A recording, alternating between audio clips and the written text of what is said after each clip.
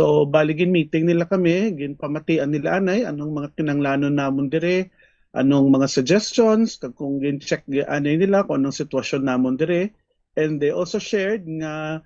their assurances nga bisan anong matabo naka-ready ang gobyerno sa Pilipinas nga magbulig sa amon in terms of evacuation, in terms of repatriation. No, although speaking of repatriation, daw hindi gawa posible pa sa subong kay saradong airspace, no, kag kabudlay kung land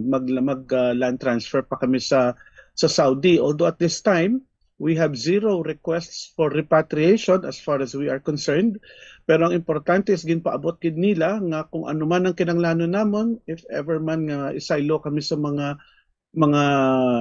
rescue or what I would say evacuation areas or evacuation centers, they will make sure nga supplied gid kami, like in terms of food, water,